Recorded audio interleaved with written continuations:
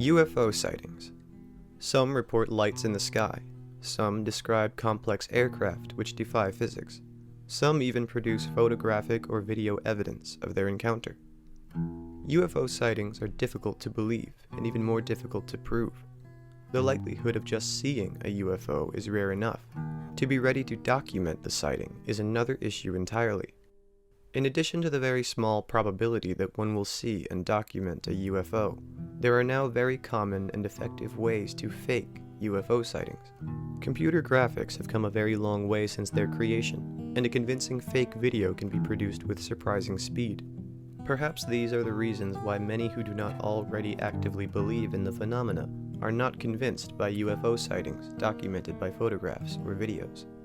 However, there are still modern UFO sightings that hold nearly inarguable credibility, if only because of who recorded them, how they were recorded, and how they were then released to the public. These sightings are reported by some of the most credible people on the Earth, and recorded by a device that is highly reliable and likely impossible to tamper with. Adding even more validity to the reports is the fact that they were documented and then declassified by the United States government. This is the story of the USS Nimitz Incident.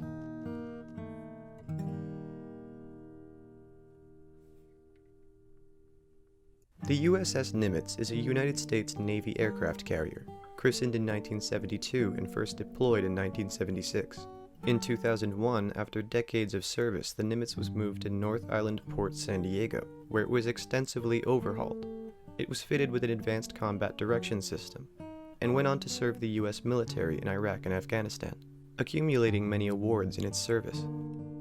However, the Nimitz became known for something far more peculiar in 2017 with the declassification of the Advanced Aerospace Threat Identification Program, the U.S. Defense Intelligence Agency's program to study unidentified flying objects. The AATI program began in 2007, and among its declassified files was an encounter from 2004 in which two U.S. Navy FA-18 Super Hornets from the Nimitz were interrupted during a training exercise in order to investigate something unusual. On November 14th, a guided missile cruiser called the USS Princeton was working with the Nimitz on a routine training exercise, wherein two squads of FA-18 Super Hornets would engage in mock combat. However, before the exercise could begin, the Princeton contacted two of the Super Hornets, informing them that the training exercise was being cancelled, and asking them to attempt to get a look at an object that they had identified on radar. The leader of the squadron, Commander David Fravor, his weapons operations officer, and two others in a separate plane, including Lieutenant Commander Jim Slate, departed the 60-mile distance in order to investigate. Commander Fravor describes the scene as clear and calm. The water off the west coast was still, with no whitecaps. When he arrived at the source of the radar anomaly, he describes seeing a long, cross-shaped object creating a disturbance just beneath the surface of the water. Just above the surface was a strange white object, roughly 40 feet in length, which all witnesses have described as having a tic-tac shape. The object was pointing north, and was moving rapidly, forward and backward and side to side, above the submerged object without breaking its north-south orientation.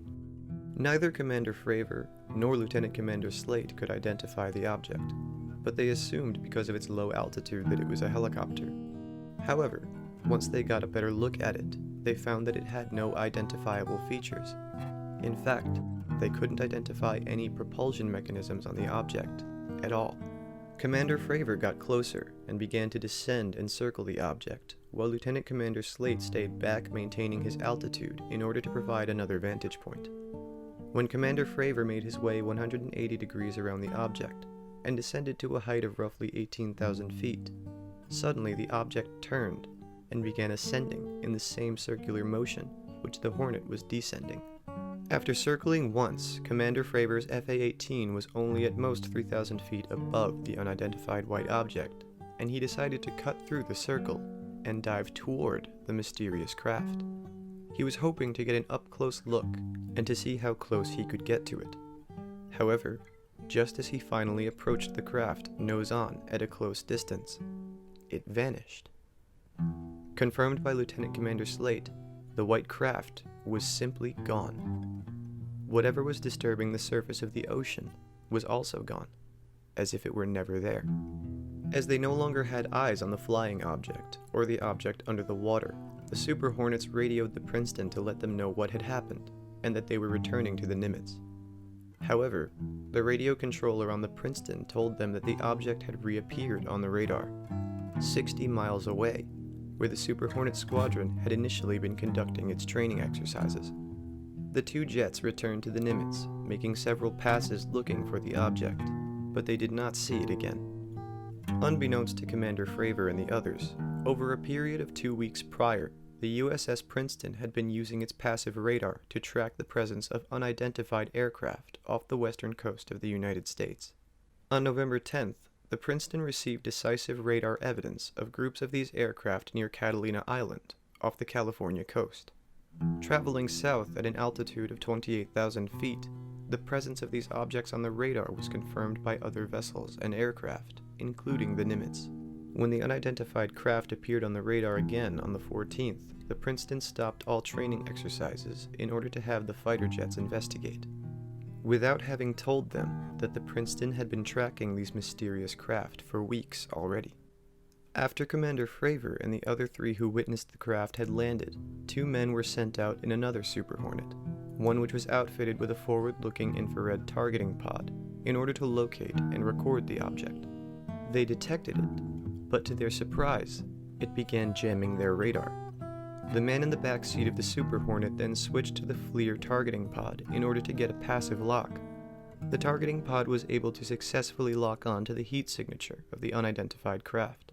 Obtaining a visual on the object in infrared, they began recording. The following video was taken by that FA-18's FLIR targeting pod.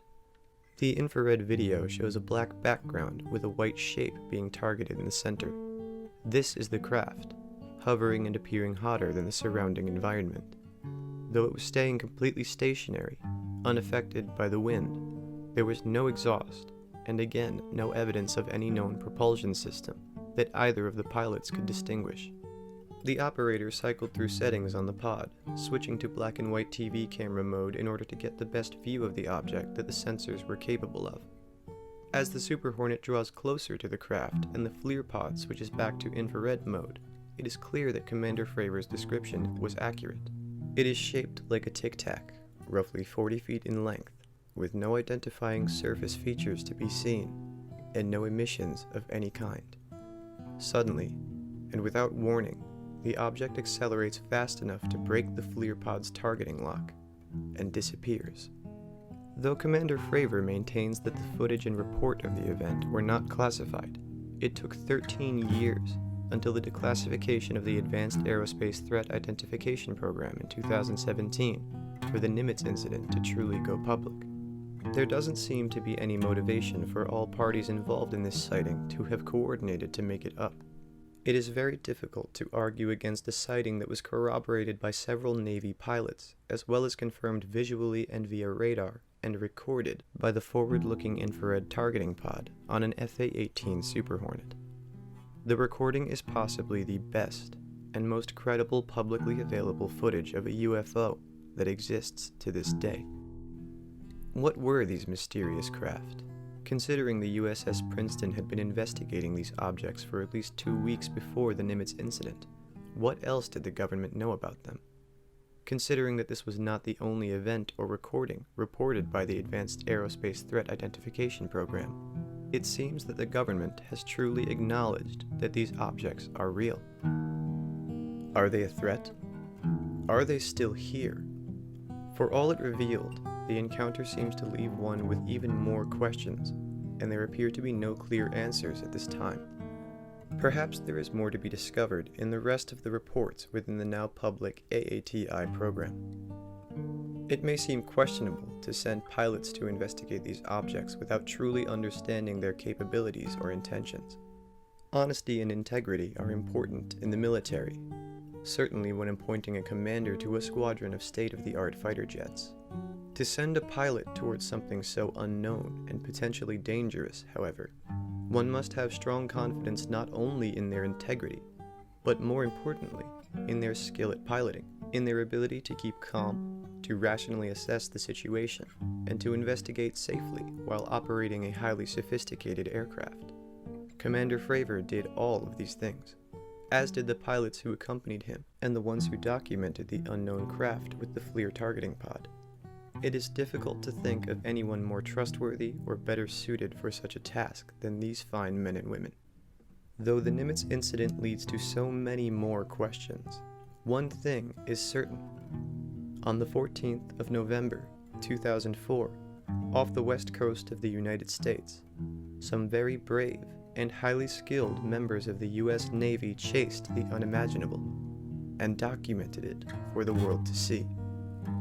These unidentified flying objects are here. As for what they are, or why, one can only imagine. Thank you for watching and listening. If you like this video and you'd like to see more, please like it, share it, and subscribe to my YouTube channel. If you'd like to support me in a more direct way, feel free to donate via Patreon or pick up some Phobos Media merch at my Represent.com merch store. And make sure to follow me on Instagram at Phobos Media, where I will be posting channel-related art and also art related to a secret project that I'm working on. Links will be in the description down below.